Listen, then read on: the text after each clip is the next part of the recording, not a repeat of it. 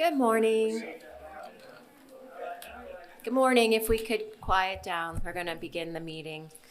This is the Citrus County Planning and Development Commission public hearing for July 6, 2023. If you would like to join us at this time for the invocation and remain standing for the Pledge of Allegiance.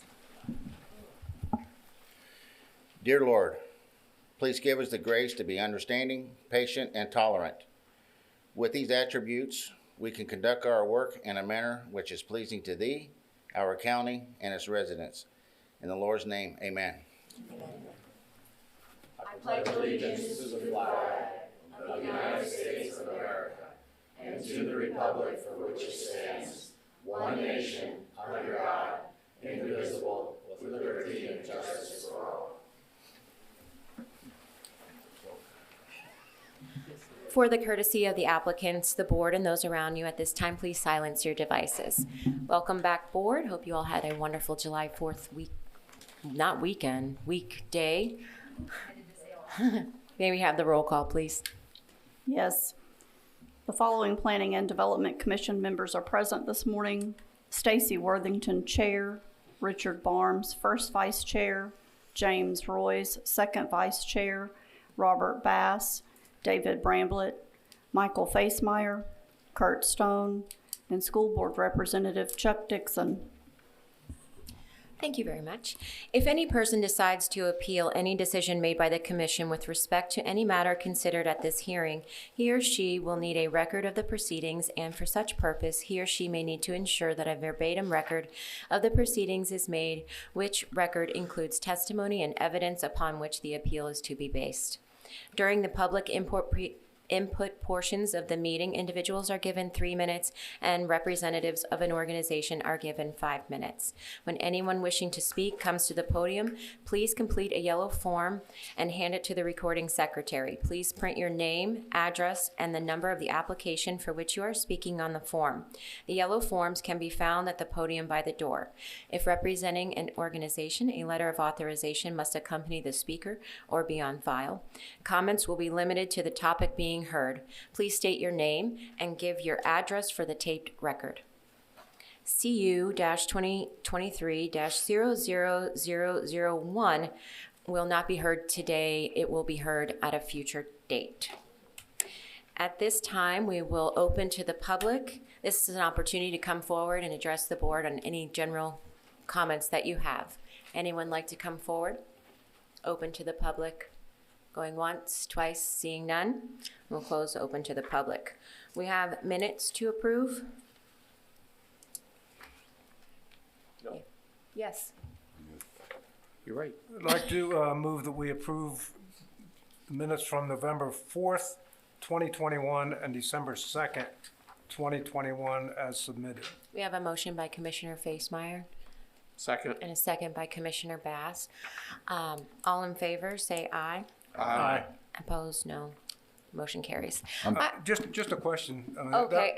They were, that was quite a while ago. I was going to ask the same thing. How do minutes work, and why are they from 2 years ago? Go ahead, Ms. Katu. No, it's Ms. Burton has a lot on her plate, and so we try to do the minutes immediately when they're going to commission, but we don't always get to them, unfortunately. Okay. Because she's moving to coordinator position, she's trying to wrap up, and a couple jumped out as, oh no, we never actually brought those to you. I thought it was, the person who was a chair during that time was quite an ogre, you know. Yeah, well, I didn't want to say that out loud. Okay. Thank you, Commissioner Facemeyer. Joanna, do you have any staff announcements? I don't. You've announced the one that's continued, and these funky numbers are a new permitting system that has to have 5 digits. It's just going to be the way of the world right now. I am going to go on to the ex parte communication in the absence of the county attorney. So if any of the board members have any ex parte communication for the 2 items on the agenda today, and we'll start with Mr. Stone. None. Site visits on both. None. None. I had a site visit on CPA AAPUD 22-20 the last time. Site visit on both. None. None for me. Thank you. Okay, thank you. If the applicant is present for CPA AAPUD 23-04, please come forward, and may we have the introduction, please. Thank you. CPA AA PUD 2304 Pamela Jo Hatley for Lone Star Properties NC Incorporated. This request is to change the future land use from is this correct? Rural Activity Center to Yes. Coastal and Lakes Commercial, and to change the Atlas from General Commercial to Coastal and Lakes Commercial and establish a planned unit development for mini warehouses. Aerial view of the subject property. View of the property from County Road 491. Looking west on County Road 491. Looking at the intersection of County Road 491 and State Road 200. Looking at the existing mini warehouse site from State Road 200. Looking west at the intersection of County Road 491 and State Road 200. Looking east on State Road 200. Looking across State Road 200. The site plan submitted by the applicant. Thank you. Thank you. Good morning. Good morning. I'm Pamela Jo Hatley. My address is 14517 North 18th Street, Tampa, Florida. And I'm an attorney, and I represent the property owner and applicant, which is Lone Star Properties. There is a corporate representative, Teresa Pope, here today, and also our planning expert, Susan Swift, who I'll call to the speaker stand in a moment. And as you heard, Lone Star owns an existing facility next door to the undeveloped parcel. The existing facility is a storage facility, a self-storage site that's been there for many years. And Lone Star acquired the small triangular-shaped parcel next to the existing development with the intention of expanding their existing business. So that's their plan. They have a single-story facility, and their plan is to expand that. So the new buildings will be single-story buildings. At that, I would like to bring Susan Swift, our planning expert, forward, and I'll just put into the record her credentials as an expert witness. Susan Swift has more than 40 years of planning and zoning experience in Florida, Virginia, and Maryland. She has served as planning director for the cities of Tampa, Pinellas Park, Rockland, Maryland, and Leesburg, Virginia. She is currently planning director for Boggs Engineering, LLC in Plant City. Ms. Swift received her bachelor's degree in geography from the University of Florida and a master's degree in science, Master of Science degree in planning from Florida State University. Ms. Swift is certified by the American Institute of Certified Planners, and she will come forward at this time. Thank you. Thank you. And Ms. Hatley, I apologize. It's a PDF format, so we'll have to scroll it for you. I didn't realize it's PowerPoint, but we're available when you're ready. Okay, thank you so much.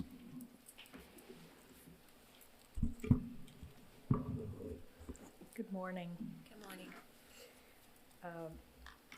My name is Susan Swift. I am with Boggs Engineering LLC, and our address is 607 South Alexander Street, Suite 101 in Plant City. And thank you for having me. So did you mean I don't do this and you all do this? We can scroll it whenever you're ready. Just Okay, tell her. next slide. Yes, that's perfect. Thank I you. can say that. Just a recap of what Ms. Hatley said. Our client is the owner of the existing Superior Mini Storage and is requesting to expand the facility on the triangle site that they just purchased in 2021. It's at the intersection of Carl G. Rose and Lecanto Highways. It's a signalized intersection at this location. And proposed is 2 new climate-controlled storage buildings in addition to the existing 6 buildings that are there. They're all one-story existing, and they're proposed to be one-story for the two new ones.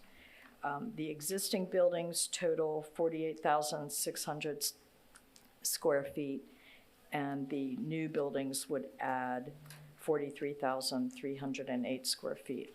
I need to get my water, sorry.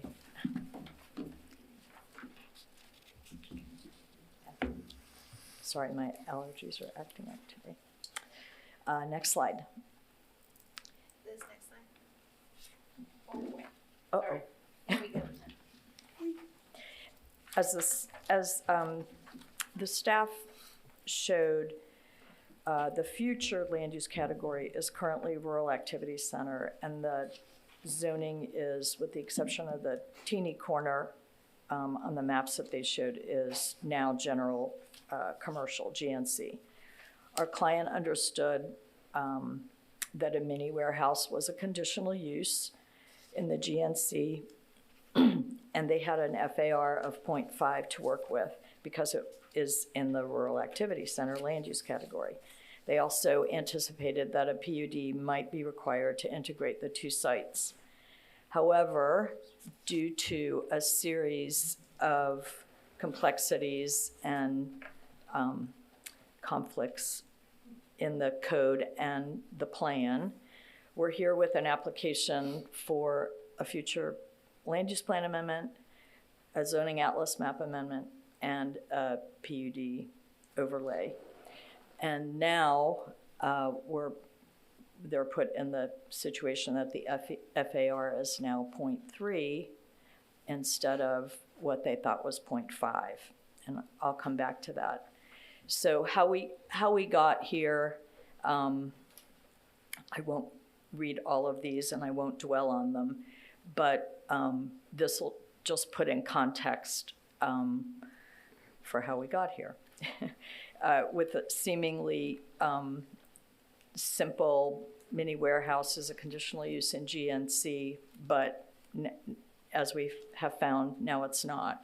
So this is a little bit like unraveling a pile of spaghetti, but if you can bear with me, then I'll get back to our three applications. But I wanted to explain how we got here and the FAR issue that I'll get back to later. So the Rural Activity Center, the purpose is to encourage infill of existing commercial uses, but in several places it overrides the GNC zoning. So the Rural Activity Center allows more intense uses, in our opinion, than what we're proposing, and there's about 9 uses actually listed in the plan, but mini storage or mini warehouse is not listed. So again, I won't read these. The key in this is the 4th and 5th bullet, where in several places in the plan it says no new GNC. Our interpretation of that was that there's no, and in my experience in other places, when this appears in the plan, it means no new rezonings to GNC, not no new uses, GNC uses, when you already have GNC. So this is kind of how we got from thinking we just needed a conditional use for a mini warehouse on the extra site to needing 3 applications, which we have before you. So we do believe that there was also flexibility already built in to page 10-112 in the plan, which talks about what the RAC would allow in terms of these limited uses. And as I said, ironically, a lot of the uses that are allowed, open storage for building contractors, open kennels, but a closed mini warehouse is not. And we feel that those are our use is less impactful than some of the other uses that are allowed. So when you get to the end of the our rural activity center description, it does say other general commercial uses are not allowed. But then there's a qualifier that says such determination should be based on market area radius and minimum population support criteria. Non-residential uses shall be concentrated at the center of the RAC with direct access to an arterial or collector intersection. So that was why we had a lot of confusion and why my presentation is longer than usual. So we're now here asking for 3 things instead of just a conditional use. And next slide now. So we believe there was flexibility where we didn't have to be in this position, but now we are asking for a future land use amendment, an atlas map change just on the triangle, and then a PUD to consolidate both sites into one, the existing mini warehouse and the new site. Next slide. As you can see, the existing buildings are on the right. There are 6 buildings. They're all 1 story, and they total 48,600 square feet. On the left, the triangle piece has the proposed 2 new buildings, climate controlled, 1 story also, and those they're smaller than what exists, 43,308 square feet. Our site plan respects the 100-foot setback that is imposed on both Carl G. Rose and then another 100-foot setback on Lecanto Highway. So we respect both of those. And we still have only 1 access, the original access, which is on the right, which is right in front of the office and the caretaker apartment. The site will integrate all the utilities, the stormwater system will be connected, and the internal driveways and circulation will all be connected just using that existing access drive. Next slide. I apologize because the slide is not correct, and we submitted these a couple of weeks ago. As I mentioned, essentially the land use and zoning are really for the triangle and the new site. Both sites are incorporated into the PD overlay. Next slide, I just wanted to correct that. And this is the proposed. This is the slide that's incorrect, sorry. The other slide was correct. This is the proposed. So the triangle is the only portion that is changing land use, and then both sites that you see in red there will be incorporated into 1 PUD. Next slide. As I mentioned, these are 1 story. The total with the existing buildings on the 2 new buildings are 91,908 square feet. We have requested blending the FAR. I'll explain why. I've read your staff report. We haven't found any place that says you cannot blend it, blend the FAR. And we are combining these 2 sites into 1 PUD. As I mentioned, the applicant has lost a significant amount of development potential because the FAR is being lowered. We're kind of in this catch-22 situation where thinking there was only a conditional use required and having to change the land use has lowered the FAR from 0.5 to 0.3. That's a loss of 22,000 square feet. Also, the 100-foot setback on both sides, that totals 1.8 acres. So we have suggested that since the old site is built under significantly under the FAR that's allowed. And the new site is proposed a little over. When you total them together, they are significantly below what would be allowed on both sites. I'm sure you'll have questions, so we'll get back to that. Next slide. In terms of setbacks, we comply with the setbacks, as I mentioned. One is actually bigger than the 100-foot requirement. The other one is at 100 feet. And we comply with all the other setbacks. Buffers, we have asked for 2 variations, waivers, not waivers, modifications of 2 of the buffers. One on the one frontage that is 5 foot with just a 5-foot difference, so we can fit in the stormwater and get as much stormwater as we need on the site. The other one is the western, and we can certainly add 5 feet. The reason that we lined it up the way it was, we were lining up with the existing buildings on the other site and the drive aisles. So we can find the 5 feet. The reason we asked for the different way of doing the buffer is because this requires a wall. There's already a fence that's there, but it also requires the landscaping on the outside of the wall, which would be on the side of the single-family homes. And the single-family homes are several hundred feet from this property line.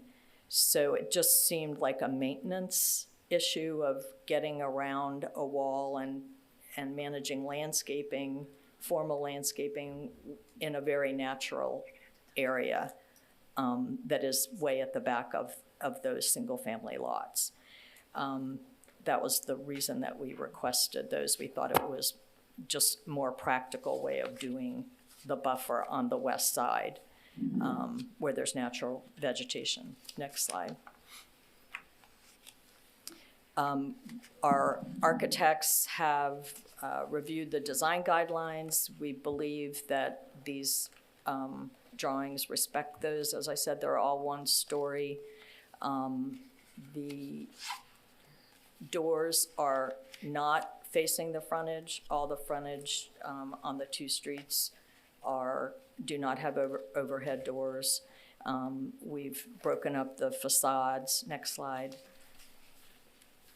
And we believe that they meet the design guidelines that the county has. Next slide. We respectfully request your approval of these applications. We believe that they are consistent with the county plan, with the exception of the aforementioned FAR issue on part of the property. These are the policies in the plan that talk about no development, the right-of-way setback that we've respected, integrating stormwater. There are no environmental areas on this site, on either the old or the new, and we think it's in a good location for a signalized intersection and expanding an existing business. Next slide. We believe it's compatible with the surrounding properties. We understand that there are single-family homes to the west. They are on large lots. In addition to the 40-foot setbacks that we provide on our side, the homes are significantly distant from there. All the other sides are compatible uses, church or commercial. And again, with the exception of the buffers that I mentioned, the proposal is compliant with the codes, but the PUD does allow flexibility, and we believe this is this kind of site that it's meant for. Next slide. Just to summarize and wrap up, We respectfully request that you approve these applications. We have no objections to the staff conditions numbers 3 through 9. I did have a question on number 1 because it stated that only 42,385 square feet were to be approved, and that doesn't even cover the existing site, so I thought maybe that was a typo, hopefully.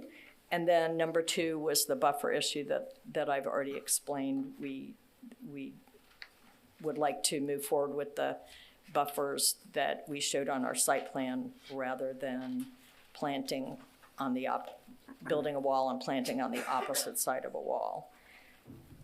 We request blending of the FAR because of the loss of the 0.5 FAR down to 0.3 and the loss of the acreage along the frontages, which is almost 2 acres due to the setbacks.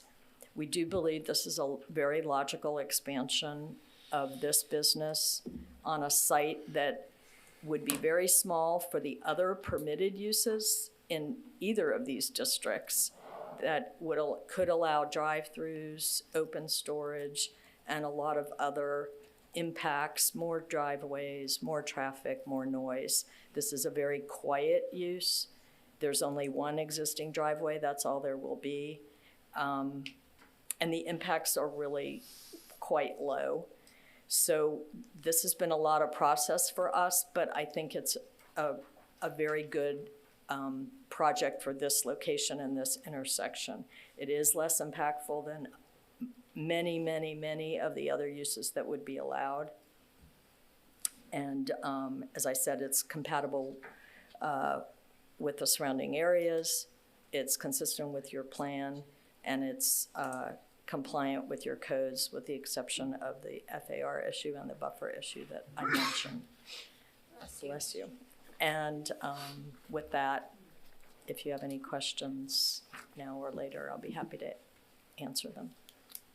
Are there any questions from staff? Just one, please. The buffer against the residential, I wasn't quite following why do you think you need a reduced one? Is because you think the existing is low, so you don't need it now?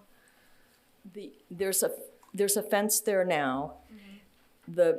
As I understand it, the code requires a wall and then requires the landscaping on the residential side of the wall. Right.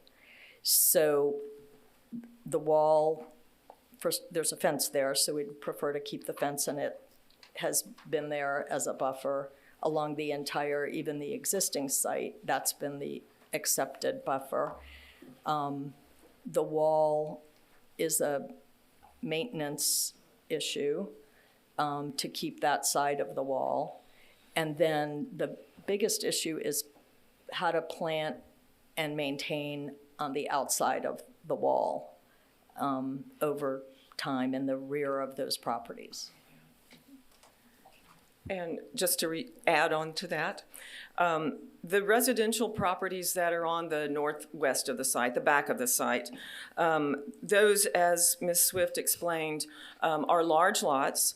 The actual single-family homes are built to the other side. It's an aviation community, an aviation subdivision, and an unrecorded plat subdivision.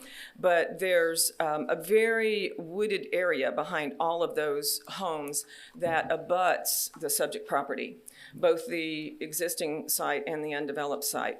So it's heavily wooded, lots of trees, lots of vegetation.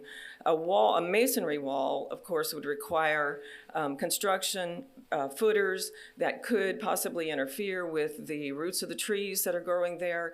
It would be very impracticable to put a masonry wall there. There's an existing chain link fence that has existed for many, many years. And I would just add that the existing developed site has been there a long time adjacent to those residential properties with no adverse impacts, which speaks to compatibility, of course, that they have not had an adverse impact on each other. So that's the reason for the request. Okay, I was the looking for the consideration. reduction, the 25 to 15 feet. What's, That really is more related to, as Ms. Swift explained also, lining up the interior drive lanes. Now, we could offset those and get probably 5 feet more, but it would just mean that the interior drive lane from the existing site to the new site wouldn't quite line up. So it just makes a cleaner presentation, a cleaner site, and easier to navigate to have those line up. So to increase the buffer would mean to decrease that drive lane, and it would offset with the existing one. all right, thank you. All right. Thank you. Are there any questions from the board? Just one. Commissioner Bass? The area that is proposed, that triangular, the small triangular piece, that has an FAR of 0.3. Have you guys considered reducing the size of your building from the 42,385 to what would be 0.3, which would be 34,240, so that the new section is comparable to what the required FAR is, and that would also have a lesser impact on what the overall FAR is for the entire site? Well, first of all, the small triangular piece currently has a land use designation of RAC, and so it has a 0.5 FAR. So currently it has 0.5 FAR. We are asking for a land use designation amendment, which reduces the FAR. Now, that doesn't really make sense, does it? But we have to ask for that because although the zoning allows this use as a conditional use,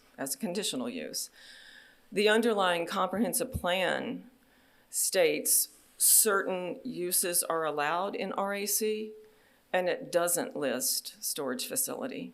So that part of the comprehensive plan has been interpreted to mean that storage facilities aren't allowed in RAC. So if storage facilities are not allowed under the comprehensive plan in RAC, however, they are allowed as a conditional use in the zoning, we're at a catch-22. We have to amend the underlying land use in order to allow this use. The RAC underlying land use does allow intense uses like vehicle repair, a grocery store, which would generate a lot of traffic, convenience store with gas pumps, building contractor's office with outside storage, a veterinarian's office with outdoor kennels. But it doesn't allow this use, which really is less intense and is a low traffic generator. But because of the conflict in that land use policy and the zoning, we have to request a land use change. And the consequence of that is it changes our floor area ratio entitlement from 0.5 to 0.3. Now, your question was, couldn't we, under 0.3, reduce the size of the buildings? We could, but as you're aware, every property owner who develops their land, especially for a commercial use, is looking at the economic viability of that development. And that FAR does not allow a reasonable development considering the cost of construction and operation to make it a viable project, which is why we're requesting to blend the existing site, which has 0.5 FAR, with the new site, which we're going to be we're going to have 0.3 because of the land use change, to blend those under the PUD to make it a viable project. That's what they're requesting. And I hope I made that clear. Thank you. Yes, sir. Any other questions from the board? I have a question. Commissioner Facemeyer. We heard Ms. Swift testify that these would be one-story structures. I'm looking at the renderings submitted, and they surely don't look like one-story structures to me. Surely not a one-story structure that's a typical storage facility. I'm looking at the gable end of one of the renderings, and it's 21 feet. And to the roof line, it's 30 feet. And I see other things attached to this building that appear to be 2 stories in nature. I just like some clarification on that. Yes, sir. First of all, I believe those are, with the architectural rendering, those are architectural characteristics that just are intended to break up the look of the building so that it won't be just straight monotonous. But I would like to have Ms. Teresa Pope testify to that. Teresa is a corporate representative. First of all, would you state your name and address for the record? Teresa Pope, 7596 Flow Store Road, Concord, North Carolina. And what is your position with?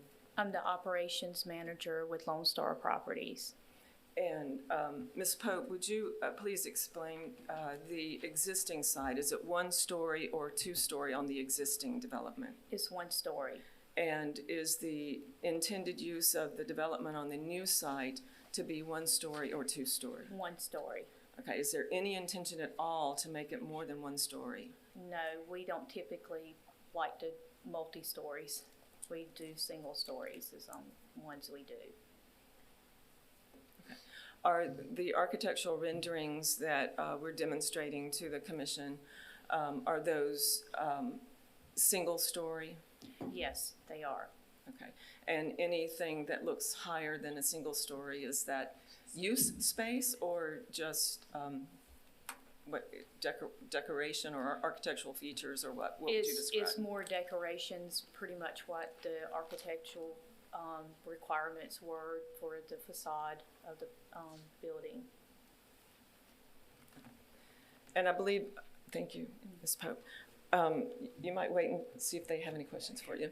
I believe the Land Development Code has very specific guidelines on how the buildings have to look from, just aesthetic appeal and street appeal.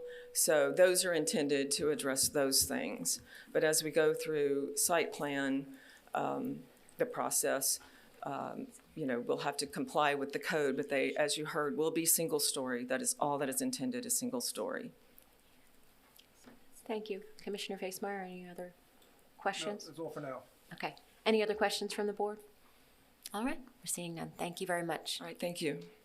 At this time, we will have the staff presentation. At this time, She's kidding. notes. Kidding. I heard what they said. He's putting the notes. Good morning. Good morning. Morning, Joe. Joe Hockadell, Principal Planner of Citrus County. This application is requesting to change the land use on the subject property and establish a PUD for the placement of a mini warehouse expansion. This one is a little tricky when it comes to the land use, as Ms. Hatley and Ms. Swift did indicate. This is the proposed mini warehouse expansion site. The existing site is in blue. You can see there it does have an office and a caretaker's residence on it. And the buildings in red are the expansion. So here you can see the future land use of the subject property. It is Rural Activity Center. And so the Rural Activity Center in the comprehensive plan does have specific type of uses that are allowed in Rural Activity Center. And so the intent of it is for nodal type development outside the planned service area to serve the rural population with goods and services and things like that.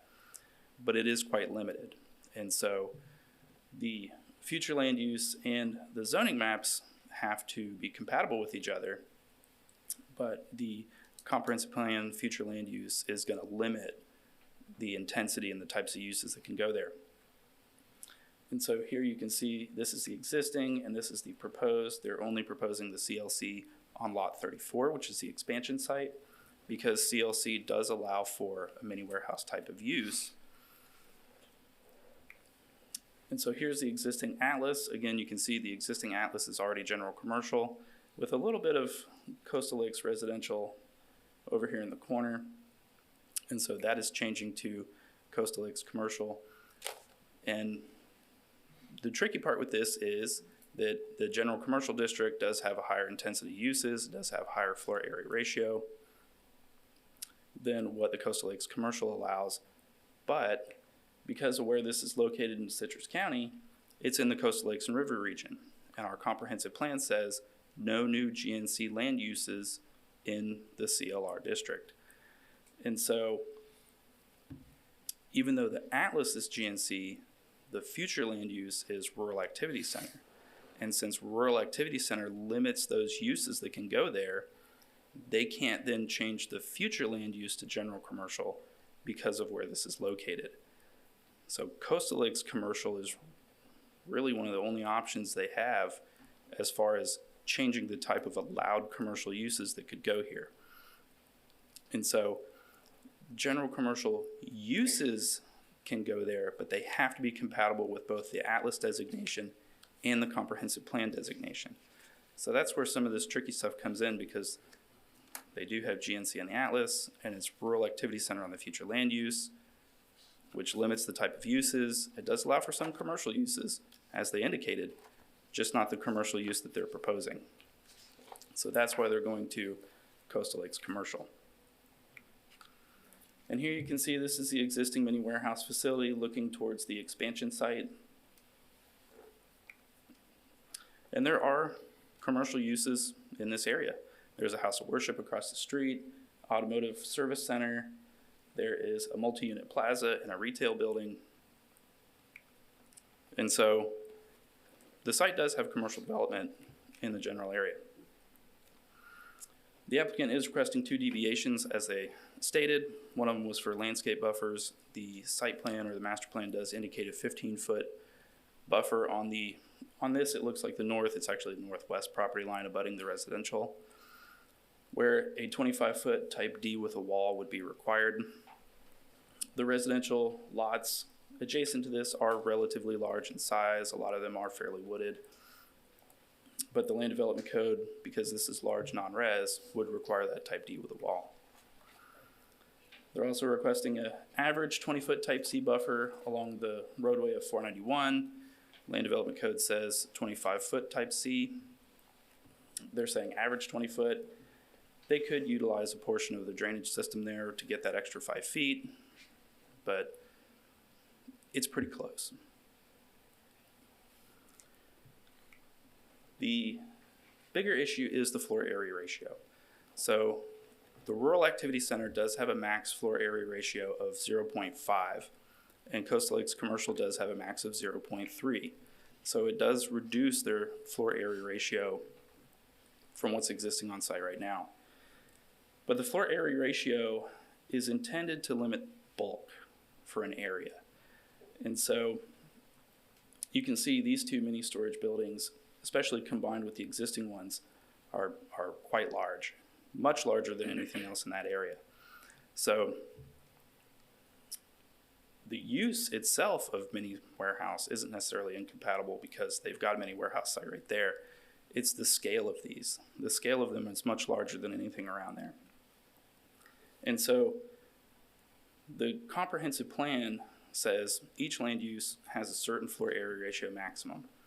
And while it doesn't have anything that says you can't combine them, it also doesn't have any language in it that says that you can combine them or do any kind of weighted floor area ratio.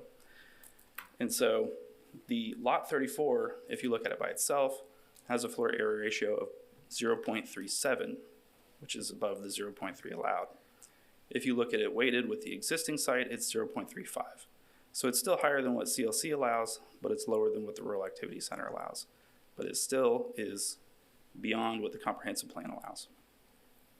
And so the site, as proposed, does appear to be inconsistent with the comprehensive plan based on that floor area ratio, and because of that, it appears to be incompatible with the surrounding area based on the bulk. Although we do have some conditions prepared if you wish to recommend approval of this.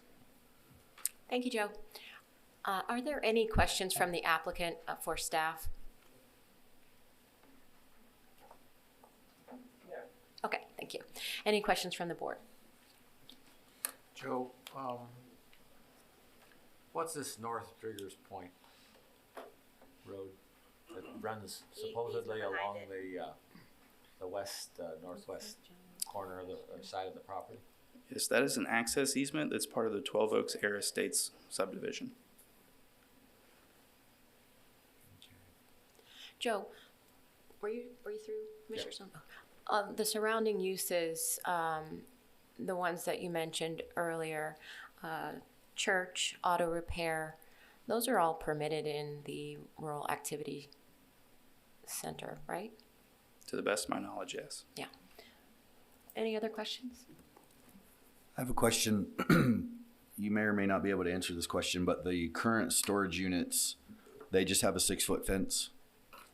In today's processing of a site plan like that, would that require the wall as well?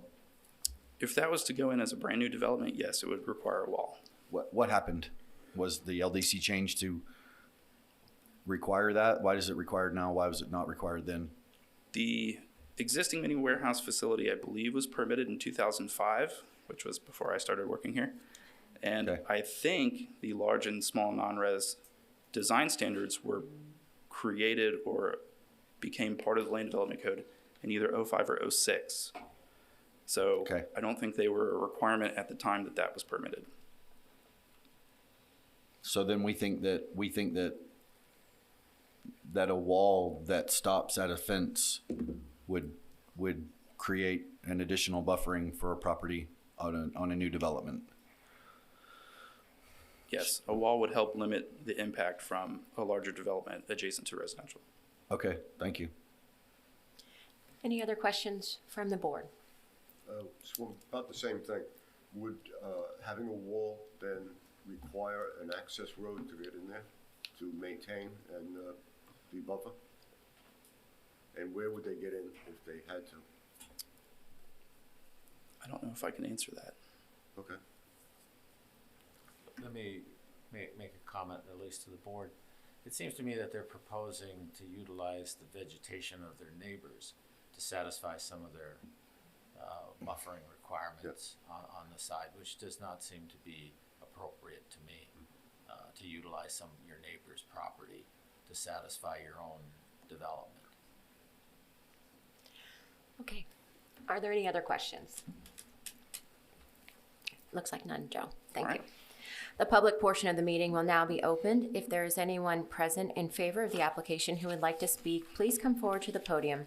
As a reminder, individuals are given 3 minutes to speak, and a member of an organization will have 5 minutes. When speaking on the application, please address the board. If you have any documents you want to be entered into the record, please provide a copy to the recording secretary. Anyone in favor of this application, please come forward. Okay, seeing none. Oh, sir, sorry. I'm the neighbor to this place you're talking about. I've been there 30 years. My name is James Jensen. I live in Crystal River. They have moved in. I've owned my property 30 years there. I'm right next door. I'm lot number 36. So I've watched them grow, and they've done good. What I'm talking about, I like what they're talking about. It's good for the county, it's good to get the money in to Citrus County, and it's good for my business next door. So I'm right next door. They maintain their property and their fences. I've never had a problem with them. So if anyone's gonna bitch and moan, it should be me, and I don't. I favor it. It's gonna, in today's world, companies need money, and that will help them get that money. So I'm for that expansion. That's all I gotta say. Thank you, sir. You're welcome. Anyone else in favor, please come to the podium. Going once, twice, okay, 3 times, seeing none. Anyone opposed to this application, please come forward to the podium. Anyone opposed?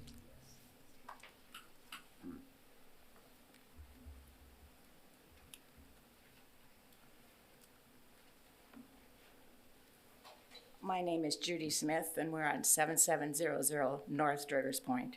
We are in the air park, and we have been broken into quite a few times, and so has their storage units. So then they come in there, chain link fence in the back, which does not, it's not properly maintained. That's for sure. And we don't like the trees gonna be cut down, the noise, the security. I guess we're just not in favor of it because we like it how it is. Thank you. Anyone else opposed to this application?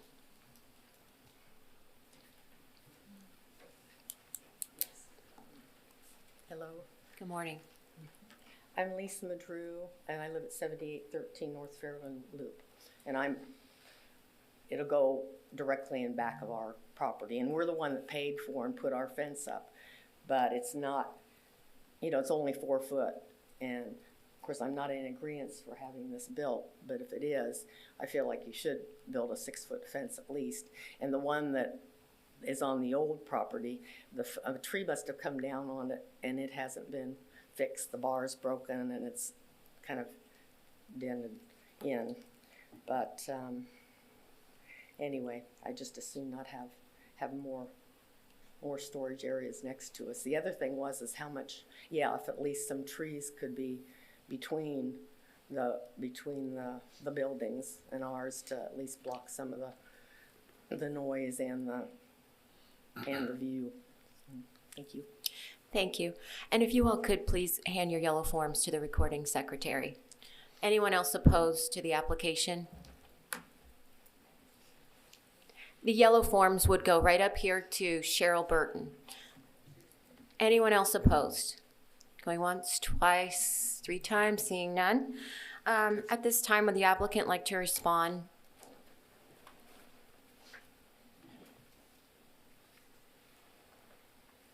Thank you. I'm Pamela Jo Hatley for Lone Star Properties. This is Teresa Pope. She's a corporate representative for Lone Star Properties.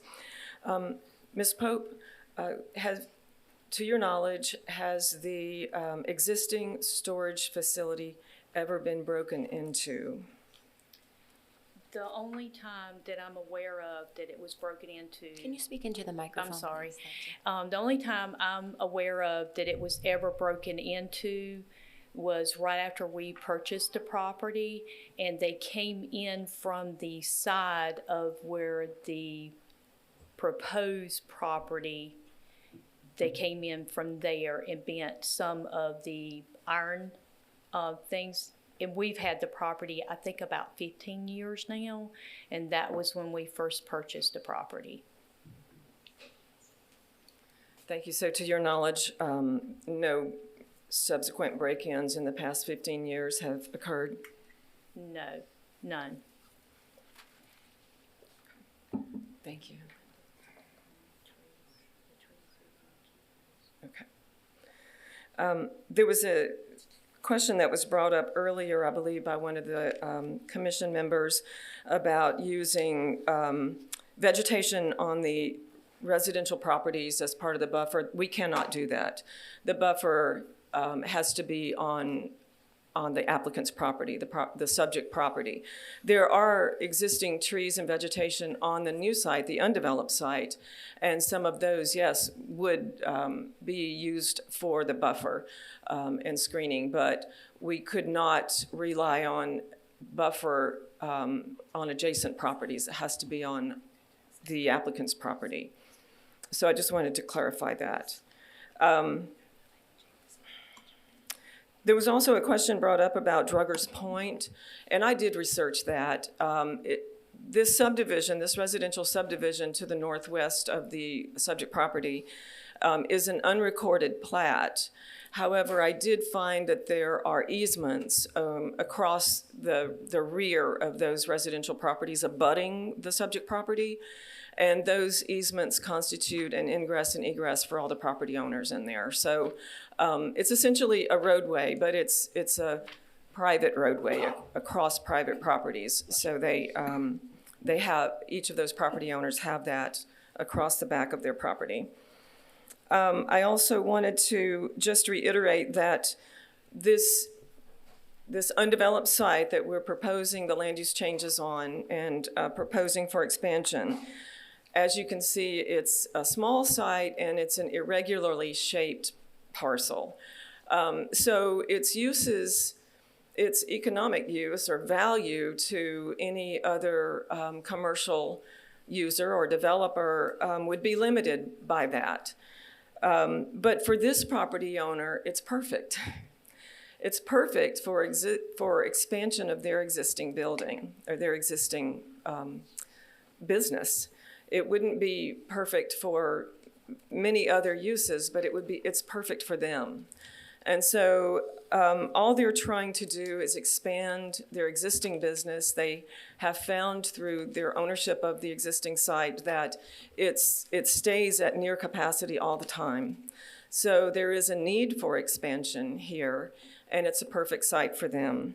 And as I stated earlier, the fact that the existing business has been there for so many years really is testimony itself to the fact that it's compatible use with those adjacent properties. So with that, did you have anything further? I'm going to see if our expert witness has anything further she wanted to bring up. Just to clarify that condition 1, Susan Swift, sorry, Boggs Engineering. I wanted to make sure that at some point we clarify that 40-something thousand square feet. Yes, the 42,385 square feet is if you take the square footage that's listed on the master plan for those 2 new buildings, that's what that comes out to. So that would only be for the half, not for the whole PD. That was my question with the wording. And the condition number 1, that's one thing we were discussing earlier, was we could make a clarification to that to say the plan unit development shall allow for many warehouse use with a total square footage expansion of 42,385. Thank you. Thank you for that. I think that clears that up. So I don't believe we have anything further unless you have questions for us. We would ask for your consideration of these requests and including our request for deviations from the I guess letter of the code and the comprehensive plan. We do believe that the requests are consistent with the spirit of the code and the comprehensive plan. So we ask for your consideration for recommendation of approval. Thank you. Thank you very much. At this time, we're going to close the public portion of the meeting and bring the discussion back to the board. Anyone want to start? Commissioner Stone? Yeah, typically the applicants always want to minimize the landscape buffers in the code. This is no exception. The difference being as part of their justification for reducing the required landscape buffer is the distance to the neighboring residences and their vegetation inside. I didn't mean to imply that they would include their neighbor's property. It's just the justification for doing minimal. I also think that since they're incorporating the existing property as part of their PUD and to satisfy their development requirements, that the 25-foot type D landscape buffer with a wall should run that entire northwest side of both properties. So, thank you. Anyone else? Commissioner Royce? I'm concerned about the buffer as well, but I'm concerned about the ensuing maintenance of the buffer over the years. And it appears to me that they would have to come in off 491, come out of their only entrance and come down 200 to 491 and go in through the back. And that would be, even though it would be their property, it would be a nuisance to the people with those 4 houses there, or 5 houses. That's it. Thank you. It is possible to put a gate in a wall. Okay, it's very easy to achieve access from their own property through means of a gate in the wall. There's nothing prohibiting them with that.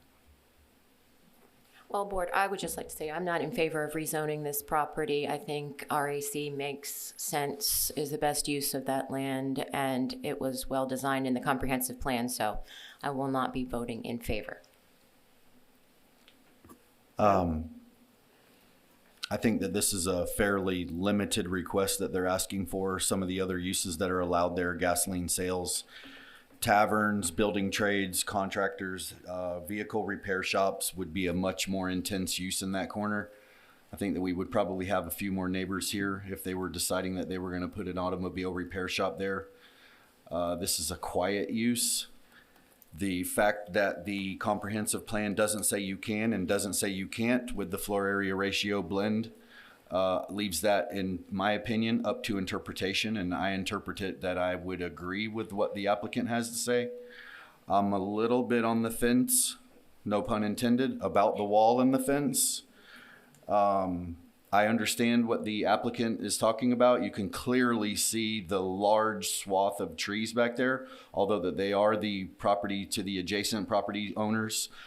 I'm sort of in between on the wall in that particular area, but I am in favor of the application.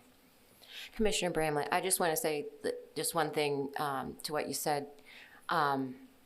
If they were proposing a use that you said, oh, we would have more neighbors here, we wouldn't be here because it would be permitted. So they wouldn't be. Thank you for clarifying for me. Yeah. Madam Chairwoman, Yes, Commissioner Bass. I'm not opposed to the project. I am opposed to them looking to have the floor area ratio on the piece that they're looking to have to change the CLC be 42,385 square feet. I think they should make that portion at least the 0.3, which would be a 34,000 square foot building, so they lose about 8,000 square feet.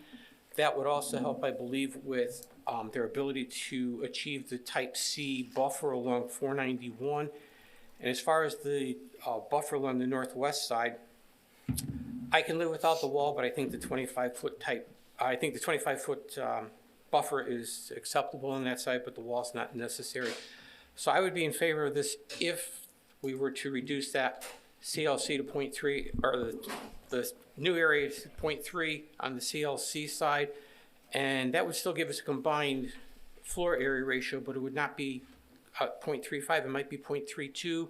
So I think we'd be a little bit closer, at least meeting the intent of the CLC zone. So I'd be in favor if we make those changes. Well, that doesn't sound like what we're voting on today, so I think they would have to come back with those changes. It's not within this board's purview to change an application. Yeah. So if the applicant wanted to change the applicant could do that and bring it back to you, but all you have to vote on today is what's before you. If that case, I will not be in favor of it then. Okay. I don't know what kind of consensus we have, or anyone else? Commissioner Barnes, Facemeyer? Yeah, Madam Chair, I'm not in favor for the same reasons that you're not. I don't think it's appropriate to change the comprehensive plan for 5 acres. Thank you. Okay. Well, I'm going to make a motion. Commission, could I'm sorry. we request a continuance? Continuance. Yes. And would anyone want to make a motion for a continuance? I'll make a motion that we allow the applicant for CPAA PUD 2304 to continue their application to a later date. Second. We have a motion by Commissioner Bass and a second by Commissioner Facemeyer. All in favor, say aye. Aye. Aye. Opposed, no? No. No. Thank you. Motion carries 5-2. Excuse me, who was the other opposition? Commissioner Barnes and Thank you. myself. Thank you. If the applicant is present for CPA AA PUD 22-20, please come to the podium and may we have the introduction, please.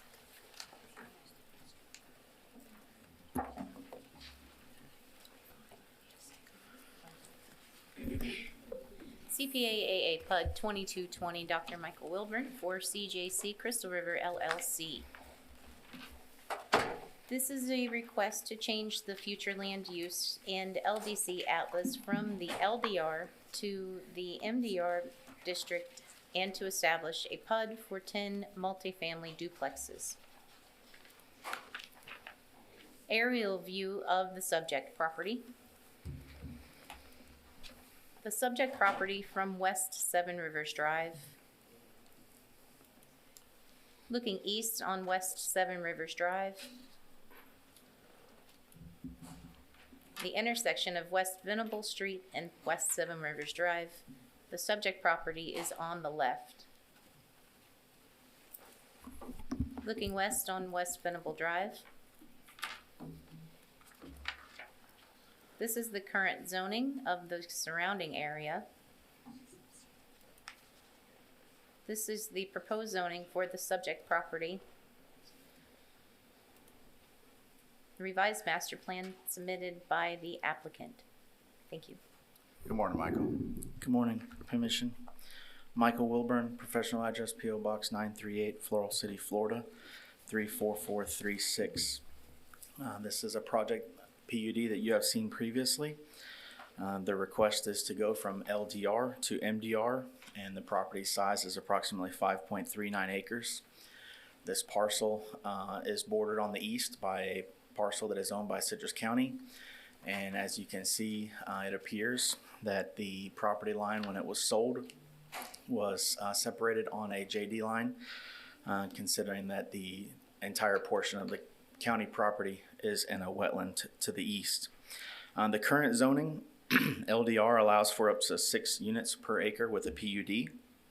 The proposed zoning request for MDR will allow up to 8 units per acre with a PUD.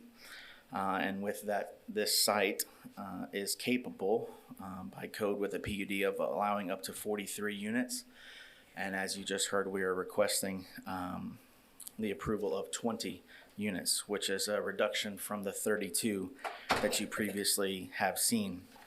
The proposed site plan consists of 10 duplex units, all shown as 2-bedroom units, and they are 1,093 square feet of living and 1,153 square feet under roof. As mentioned previously, you saw this site plan with 16 duplex units. Some of the other revisions to note is a significant increase in parking. 42 spots now for 20 units, more than 2 spaces per unit. There are now 2 isolated dumpster locations, internal sidewalks throughout, and also on my map, the DRA is clearly shown in blue. It looks like it's just black and white on yours, but hopefully you can make that out with the topography there on the south and the east.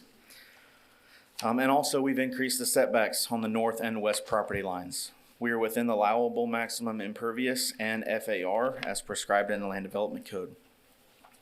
As you previously may remember, this project is serviced by both water and sewer. The sewer being located on West Venable, which will be tied in via a small lift station, and the water is available on West Seven Rivers Drive. The area on the master plan, which you can kind of, it's the DRA area. This borders the wetland area. There's a 20-foot setback shown to the property line, which will allow for our buffers. This project is in a closed basin, and so Swift Mud would require a 100-year storm event criteria, and there will be no discharge because this is a receiving land area and it doesn't have any positive outfall. As a part of this submission, we were also tasked with providing a traffic study and evidence that the evacuation and route times would not be impacted. I believe you have the original one in your report. We have been waiting on Way Engineering to provide us with an updated one, and actually had back and forth conversations with them today, this morning, about the significance and what changes would be going from 32 to 20 units. The staff report indicates that the traffic and evacuation times are slightly impacted. And in your report, you may notice that that slight impact is 32 seconds over a period of 48 hours. Keep in mind that the traffic study that you're looking at is projected out to 2025. It also is projected for 2 units per house, or 2 parking spaces, 2 vehicles per house evacuating. And that equates to 0.18% of an increase, which I guess by definition is slight, but I believe negligible. Our land development code in section 3540 states that R2 and R4 zonings are not allowed within the coastal high hazard area unless the 4 criteria are met. Those 4 criteria are A, compatible to surroundings in terms of buffering and density. B, does not impede with evacuation of neighbors. C, does not negatively impact evacuation clearance times. And D, that all minimum standards of the LDC are met. So briefly, the first criteria, the compatibility with surrounding in terms of buffering and density. According to our land development code, the LDR district allows for an intensity of up to 6 units per acre with the PUD, and we are not proposing to exceed that allowable density. Additionally, if approved, this project will have an even greater buffer than many of the surrounding properties. The second criteria, that does not impede evacuation of the neighbors, and you have that resolution in your traffic study that hopefully is in your packet. C, the third criteria, it does not impact negatively the evacuation clearance times, which I just mentioned is about 30 seconds of increased time in a 48-hour period, which again I would state professionally is negligible. And then D, all minimum standards of the LDC are met. Previously, when this project was before you, we were asking for deviations. There were several of them. As proposed before you now, you'll notice the updated staff report states that we are not asking for any deviations in terms of landscaping, buffers, or setbacks. Within the same LDC section that prescribes the 4 criteria that I just read, it also states that residential PUDs should be designed to allow for an increase in open space, which we have tried to do in this updated revision. It also states that instead of having single-family houses spread out, that with a PUD, the goal would be to consider quote-unquote clustering them together in a duplex, triplex, etc., to allow for more open space, which is, again, what you see here. You'll also notice in the parking areas there are quite a bit of landscape islands, which are shown in green. That was not something that you saw before either. This project has been approved from the FAA and found to not be of any obstruction to the airport, which is in close proximity. Additionally, we were asked from the FAA not only to show 1 clearance permit, but to actually show 4. And so we've done that on site. From there, this project went before the Citrus County Aviation Advisory Board and was originally kicked back due to a concern with the county's own clearance applications. And then we further received a follow-up letter from the FAA saying that the clearance they provided to us and the proposed construction that you see would have no impact on any open clearance projects from Citrus County. In conclusion, this PUD requests a density of 20 units and a change from LDR to MDR. The project is serviced by both water and sewer at the site. The project proposes no negative impacts on the traffic, evacuation, or route times. The project has no adjacent neighbors. As mentioned before, it's bordered on the east side by the county and the north and west and south sides by roads. The project is no longer requesting any deviations.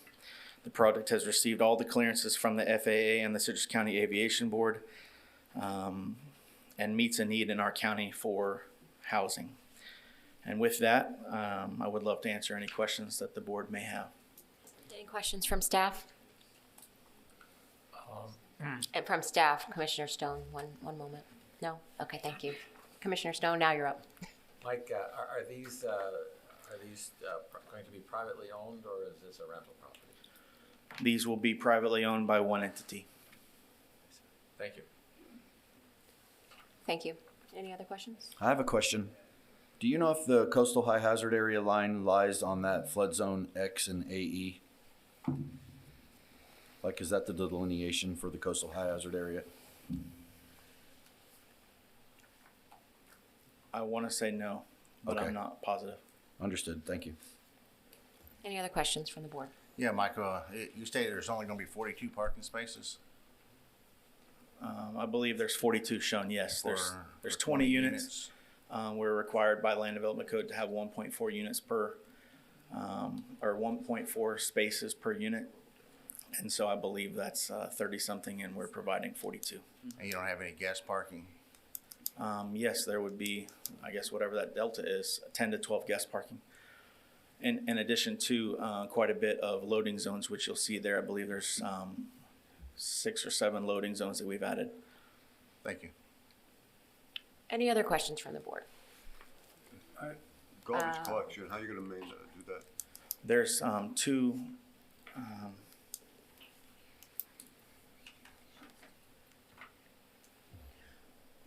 there's 2 dumpster areas adjacent to. On the south side of the parking lot in between those 3 buildings? Yeah. The one Yes, with the little there's one cluster Homes and for the 6 units on this, or 5 units on this side, and one dumpster section for the 5 units on this side.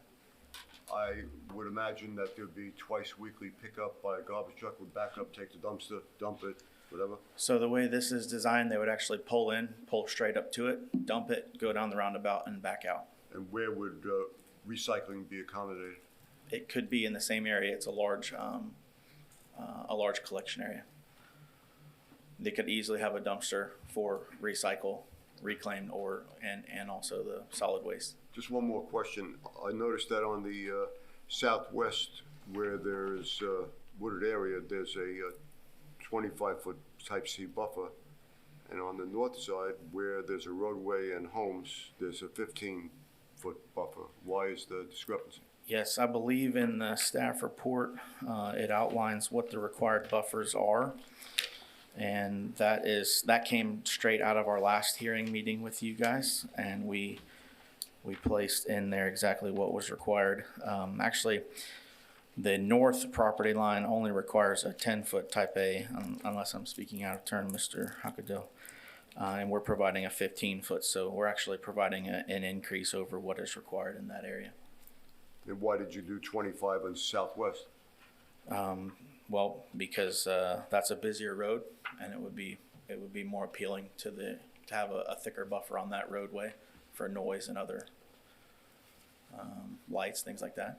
So the southwest buffer is to protect the community you're proposing, and the one on the north side is not. That's for the outside residences. So Seven Rivers Drive has less traffic than the other main thoroughfare there. Excuse me, please. By definition, even within our own LDC, that would be the case based on the roadway classification. So, but you can see on the table on page number 7, every buffer that we've shown on the master plan is actually an increase, not just one section. It's all buffers. Okay, thank you. Are you through? Yep. Commissioner Facemeyer? Michael, can you just review how residents of this proposed community would come and go and from their homes? You know, I assume their objective would be to get to Venable and go one way or the other. That's correct, and I think that would be. But how would they get from their front door to Venable? So, based on shortest travel path, I think if you were to drop a pin, Google Maps or Apple Maps would both say, turn left, go right there to that stop sign, and then turn right or left, go to 19, or continue to go down Venable. And this proposed... you have more movements if you came out and turned right. Yeah, and it's all the way, this is really all the way on the west end of Seven Rivers Drive. That's correct. I guess that's west, yeah. Thank you. And we're required to take access. I believe this is accurate. I think it's a requirement, but it's also best practice to take access off the lower classification of roadway, which is why we're proposing that off of Venable, not off of Venable. And also the engineering division had no issues with the location of the access point. Are there any other questions from the board? Okay, thank you, Doctor. Now we will have the staff presentation.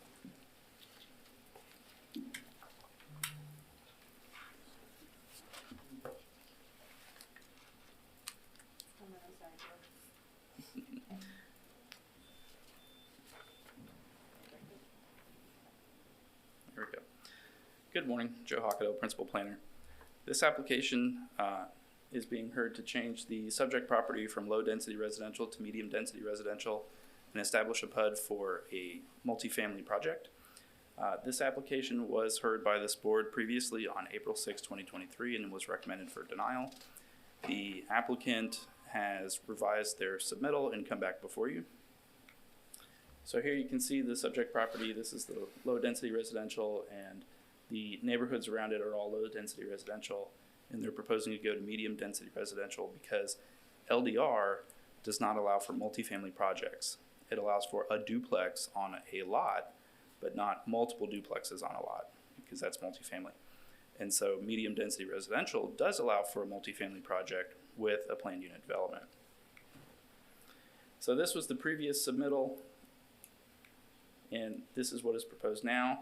The applicant has attempted to make revisions to this based on the comments from the previous hearing, which I apologize I was not part of. So they did reduce the number of duplexes from 16 to 10. However, if you look at the density, what is being proposed and the density that is existing out there, the density being proposed and the MDR land use itself is quite different than the surrounding area. And this is also located within, partially at least, within the coastal high hazard area. Now, there was an evacuation study that was provided with the previous submittal showing that there was actually an increase, although slightly, to evacuation times. However, the comprehensive plan says that this type of development in the coastal high hazard has to maintain or reduce. So the fact that there is an increase, even a slight one, goes against the comprehensive plan. And so here you can see this was the previous submittal if you look at the surrounding area, and this is the proposed. And so while the applicant did make multiple changes and they reduced the number of duplexes being proposed, the application, both the land use being requested and the density proposed, does appear to be inconsistent with the comprehensive plan and incompatible with the surrounding area. And we do have public input that was submitted for this application. Thank you, Joe. Dr. Wilburn, do you have any questions for staff? Board? Anyone? The blue area on that previous slide, was that the coastal high hazard area? Yes. So the coastal high hazard area isn't really like a line of demarcation. It's just kind of meandering along. Yeah, it's there's different things that kind of base what it is. I think it's the Category 1 hurricane flood area. So it's some of it's going to be based off topography and stuff like that. So it does kind of meander around. Okay. Any other questions? Okay, looks like none. Thank you, Joe. All right. The public portion of the meeting will now be open. If there is anyone present in favor of the application who would like to speak, please come forward to the podium.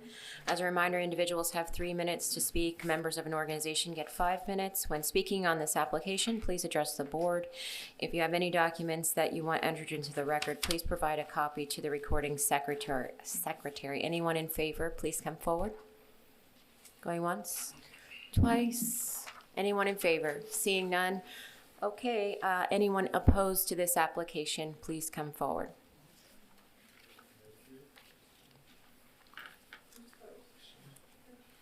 Feel free to just continue to come up one after the other.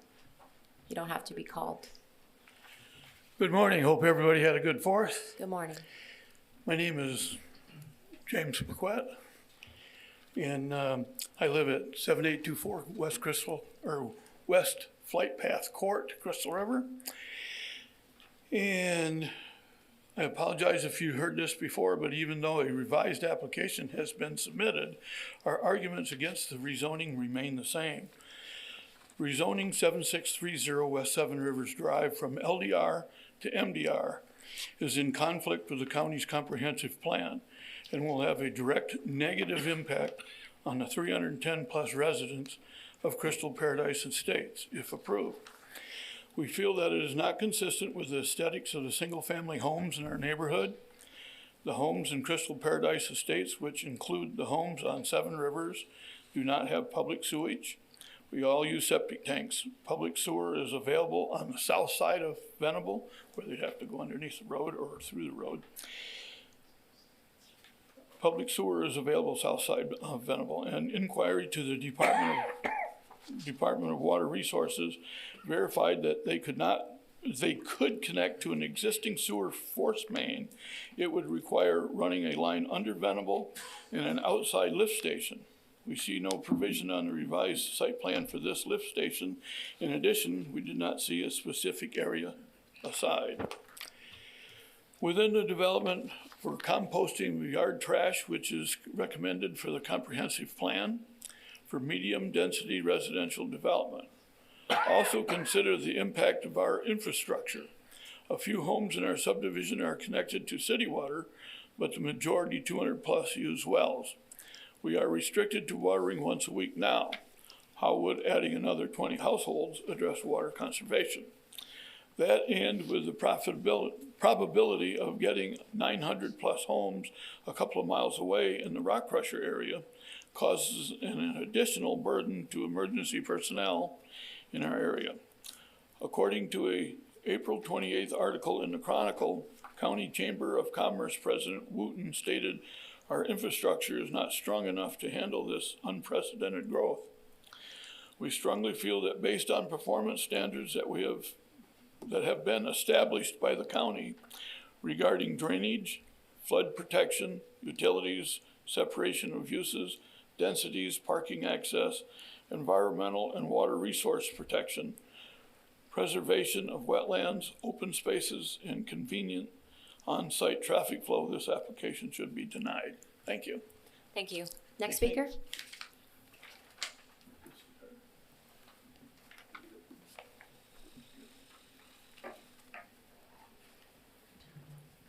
Good morning. My name is Diane Paquette, and I live at 7824 White Rust Flight Path Court, Crystal River.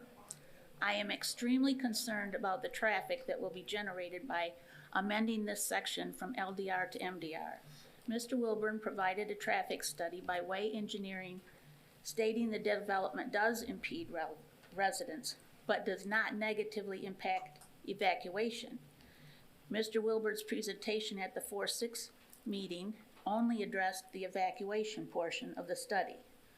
What was not mentioned at the meeting was, according to that engineering study, the development would generate 193 and as much as 230 new vehicle trips per day on 7 rivers.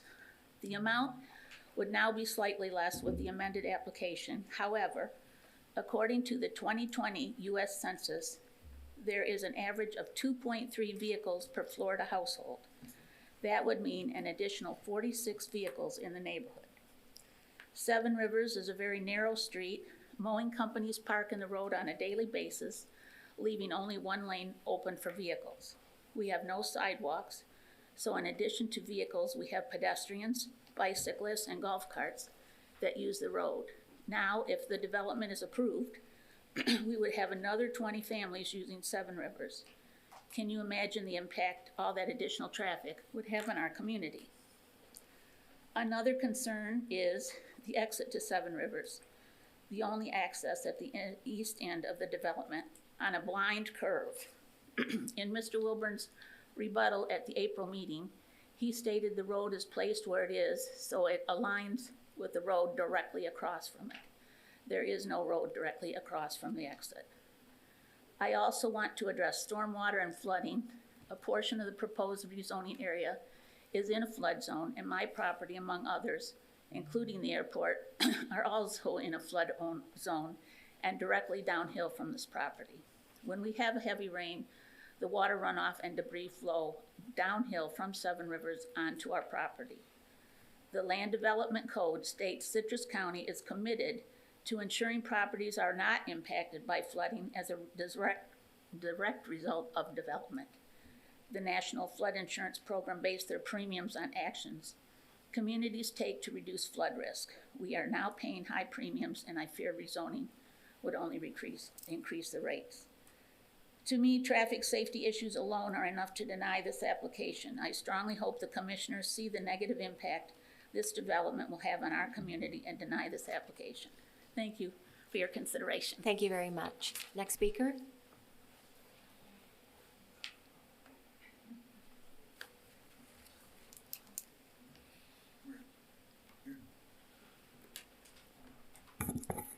Good morning.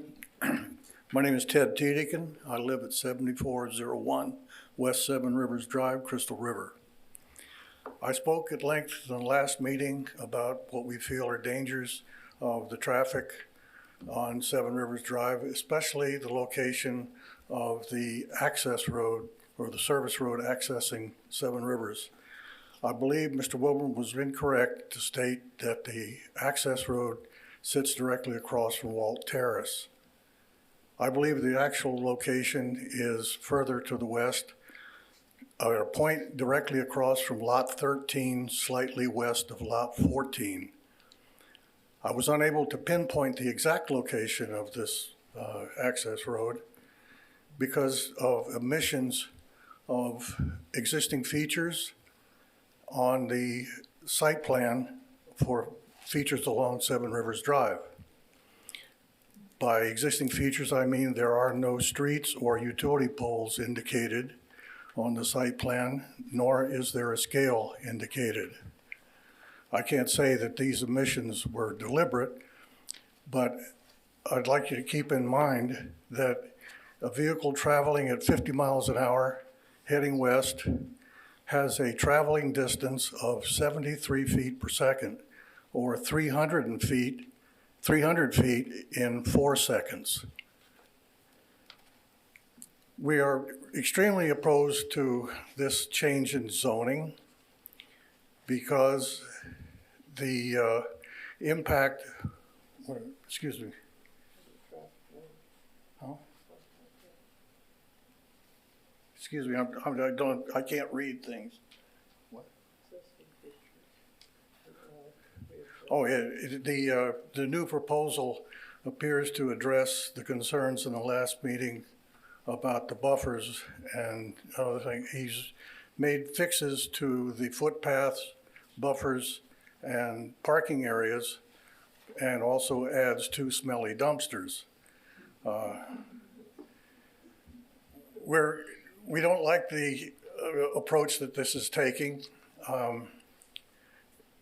It doesn't address any of the concerns of the existing neighborhood. And, excuse me. Oh yeah, it really destroys the character of Crystal Paradise Estates. By the way, what new name will be given to this change property? Certainly doesn't look like Crystal Paradise Estates. Thank you. Thank you. Next speaker. Oh yes, if you could all give your yellow forms to the recording secretary.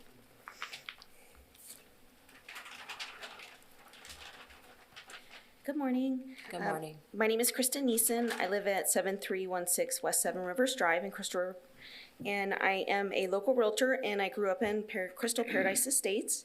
I'm now a homeowner, and I do not believe that adding the multi-residential homes would be a beneficial decision to the current residents, but also the future ones, including the potential tenants. There are safety concerns that the dramatic increase in already increased traffic, for example, and could create a potentially dangerous environment. Creating this environment could have a long-term negative impact on the property values in our community, and it could also have, it could negatively impact the property values around the duplexes, but also the community in a whole. Another concern is the environmental impact on these lots being rezoned multi-residential versus the planned single-family homes.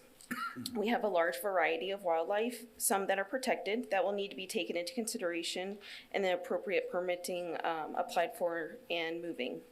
We are a unique community that was planned and developed as a single-family residential community. We understand growth is necessary, but is also planned for accordingly in our county, and then therefore, I am against the rezoning of the property located at 7630 West Seven Rivers Drive.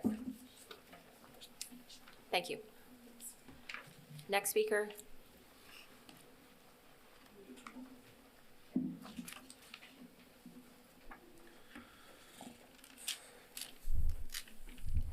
Good morning. My name is Beth Mobley. I live at 7847 West Seven Rivers Drive, which is the first house on the street, and I have many problems. The dumpsters, first of all, if they're not emptied properly, at any given time, there could be rats, there could be raccoons, we could have all kinds of things. And then my thing is, why don't we ask their parents or their grandparents if they want that mess in front of their house, like I have to deal with? I just don't think that's right.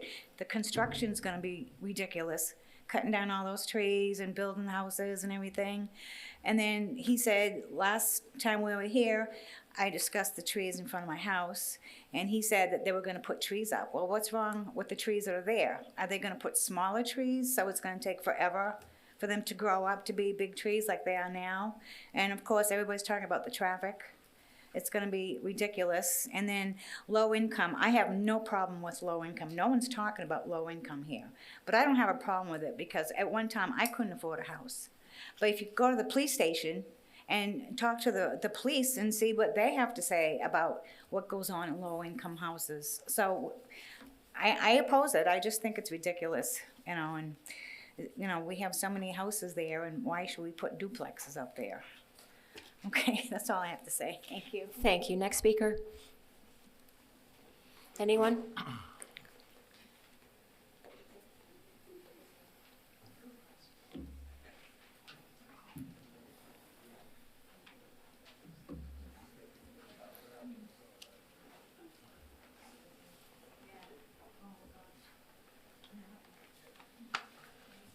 My name's Harold McCowan. I live at 7733 West Seven Rivers Drive.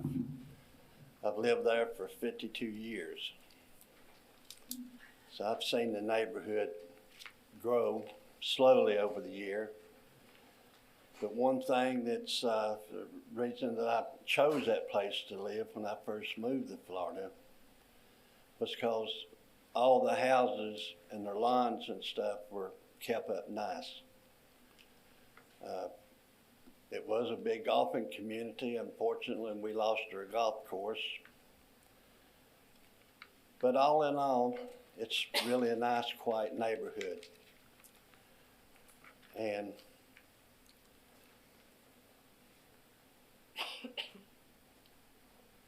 everybody's already talked about the traffic and stuff that we got going in and out, but I think Beth touched on a little bit of the runoff water. Whenever we have a big rain, water now comes off of that property, runs across Venable, right down through my yard and Beth's yard, and continues down. And the property back behind that is a low spot, so they wind up with a big lake in their yard. So something definitely would need to be done about that. I really don't have any objection to building houses out there. I do have objection to having rental properties. I know lots of people that live in rental properties, and as a whole, rental properties do not bring anything good. It satisfies a need, but the people that live in rental properties, it's not their property and they don't really care what it looks like. So the junk and clutter and stuff like that builds up. And when you drive down across the county, you can tell the ones where people have lived there all their life and the ones that are only going to be there for a few months. And we choose to have people that are going to be there for the rest of their life.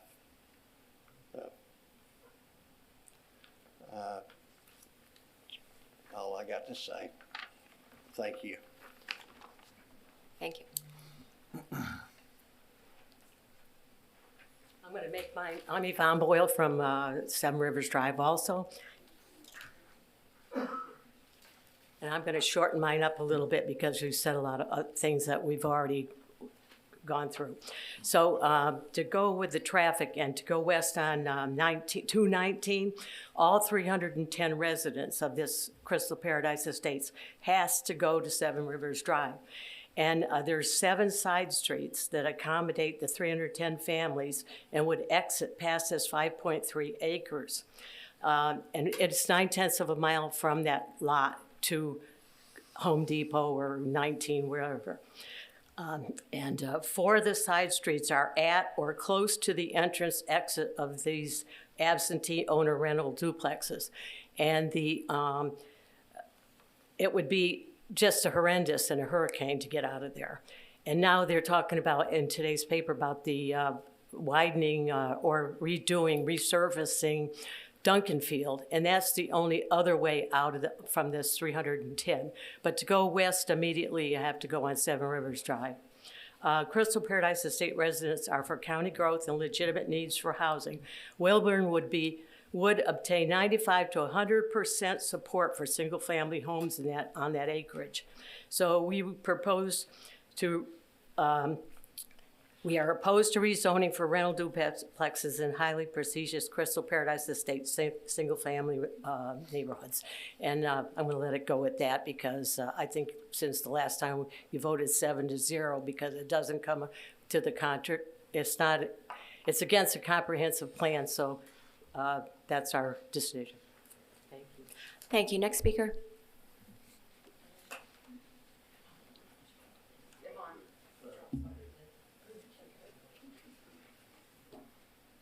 The AV guy. That's the AV guy. Good morning. I'm Diane Strayer. I'm a resident of Crystal Paradise Estates at 7100 West Pinebrook Street.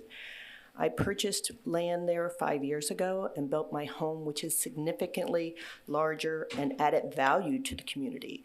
I believe that rental duplexes will devalue our property values and not something that we want in our community. We are all single-family homes. We maintain them. We care about each other. And I don't believe that rental properties would maintain that same aesthetics and values that we do.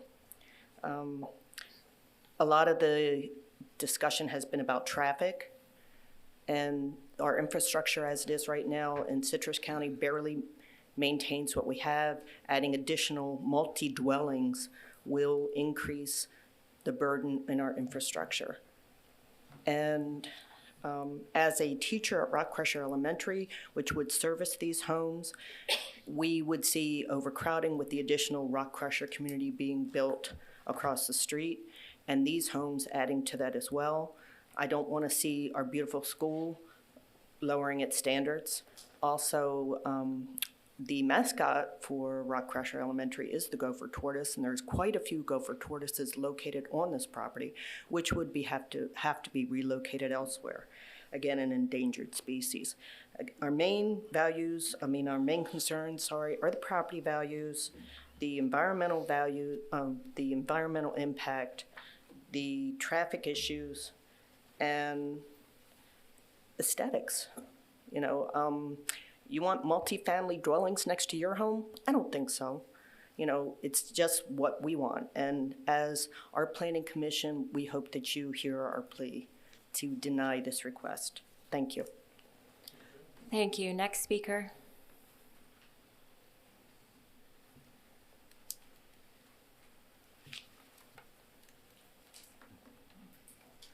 Hello, my name is Tabitha Klein. I live at 138 North Golf Course Drive. It's going to be lot number 2 and 3, and as you can see, I already do have a fairly good-sized pond. As previously mentioned, the water runoff affects my property very much so.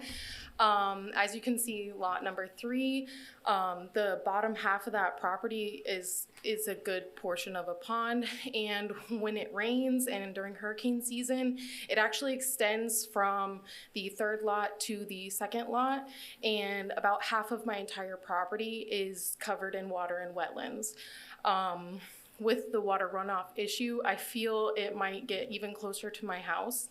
I do have 2 small children, and I don't think that it would be very safe for them, as we already do have alligators and various amounts of snakes in the water. So I feel like that would kind of pose a threat to my children.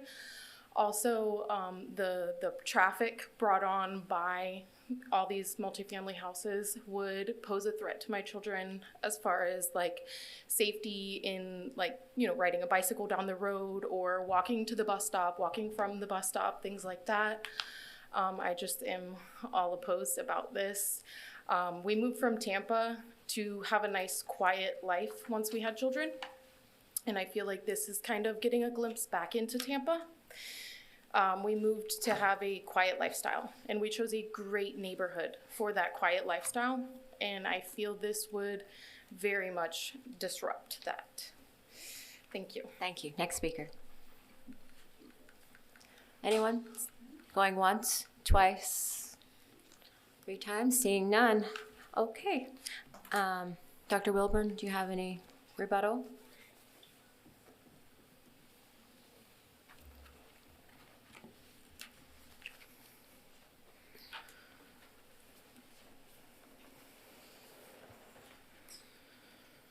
I believe there was 8 speakers that spoke, and out of those 8, 4 of them expressed concerns with stormwater.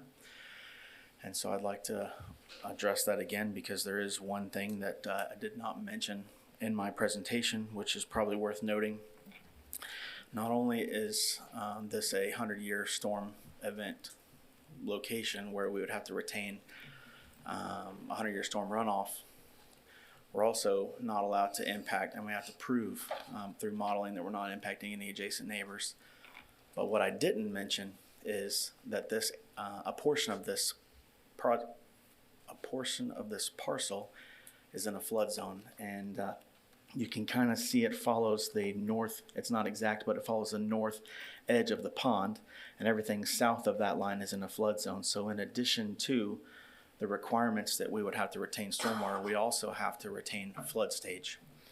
And that's important, because at the end of the day, if there are, and I haven't done any engineering work yet, but if there is water leaving the site in a flood stage event, that would have to be accounted for in the post condition and not allowed to leave. And so the four out of 8 people who mentioned concerns over water and stormwater,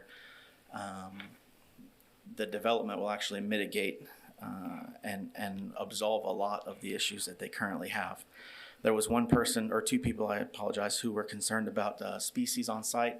This property is over 5 acres, and so our land development code requires a biological survey done and remediation of anything that's found within that. So I believe that those 2 concerns would be resolved also. And the dumpsters. I feel like last time we had our presentation, it was the board's pleasure to see maybe 2 dumpsters instead of 1 because we had it on one end. And so we have split that up. But additionally, what we also did, and I believe it was Mr. Royce that brought this up, where they were located. If you look, they're pretty much centered in the property. So they're not visible. They're quite a ways away from any adjacent neighbors, and they're really centroids of the 2 halves of this parcel. And so I think some of the concerns that were stated are probably can be put to rest with where the location of them are. There was one comment from a gentleman who talked about workforce housing, and I just want to go on record that, and we're seeing this, and we're going to see this more and more. And this may be my personal opinion, I'd like to not think so, but workforce housing is not synonymous with low income, and I think that's a stigma that as people and as a county we have to get away from. And the second half of that is that not all renters are bad. There's a lot of people who rent. There's a lot of people who have to rent. They're not second-class citizens. They're not lower status people. There's a lot of people who rent that are good people. There's a lot of people who are homeowners that don't take care of their property. And so I would just like to go on public record and state that, yes, these are rental properties, but they meet a need of workforce housing, and those are not bad people. And then lastly, I want to discuss the first comment, which is about the lift station. Yes, it's in your packet that Citrus County stated that utilities had to go into the road and service by a lift station. Mr. Royce mentioned about the buffer on that side of the property. We have more room on that side of the property for that very reason. And so we didn't get technical and show you where that lift station would go. That's obviously something that would be designed, but there's ample space for that lift station, and that is by design. And with that concludes my rebuttal, if you guys have anything. Thank you.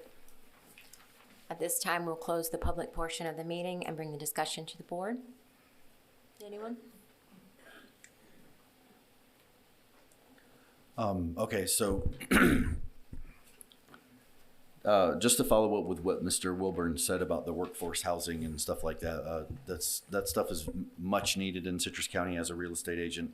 I can tell you that we have a very large issue with housing in this particular county. It's only getting worse. I've said it before. I'll say it again. That we always have the groups with the red shirts, the groups with the green shirts, the blue shirts. They all come in here. Everybody has the same thing to say. It's the NIMBYism. Nobody wants anything in their backyard.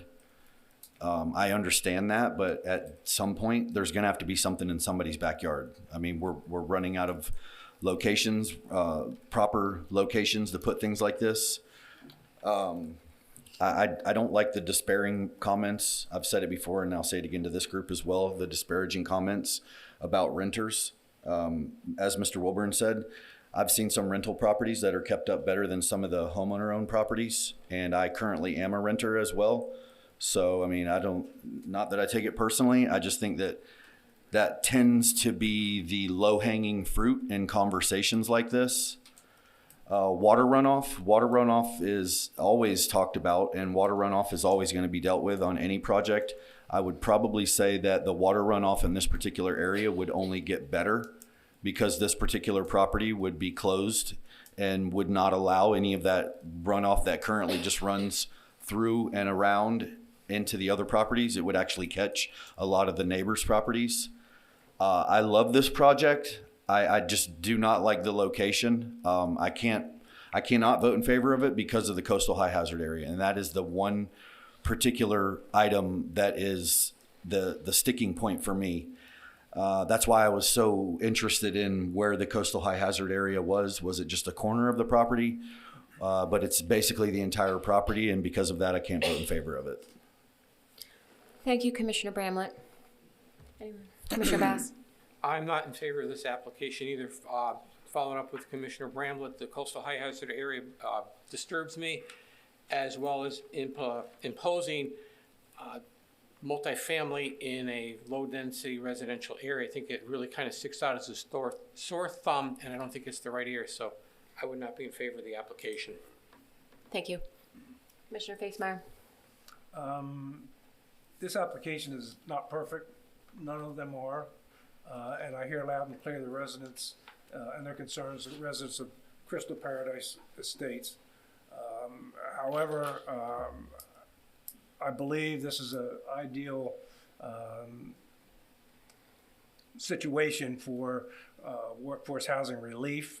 I think, as Mr. Wilborn said, that renters are not bad. All of us from time to time have either rented or have family members who rent. And I do not think that this project would devalue their properties any more than the closure of the golf course did.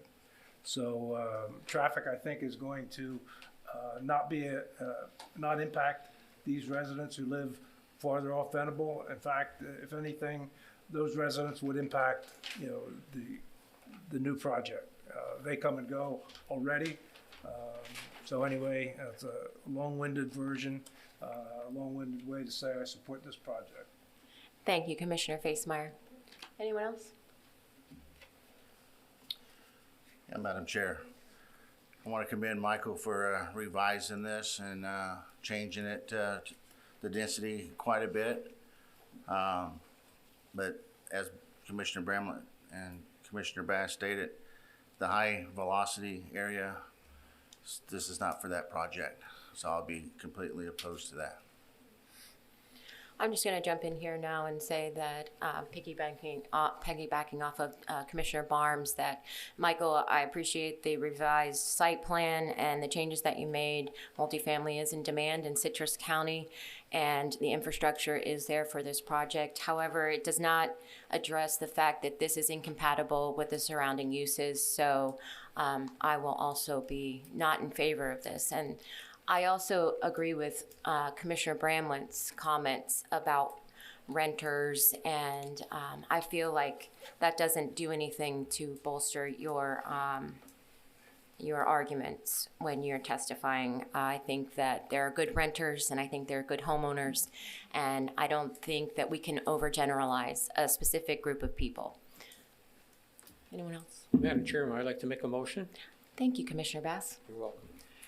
The Planning and Development Commission finds application number CPA AA PUD 22-20 inconsistent with the Citrus County Comprehensive Plan and Citrus County Land Development Code, and this board recommends denial of the application to the Board of County Commissioners based upon the evidence and the testimony presented in the staff report and conclusions regarding this petition.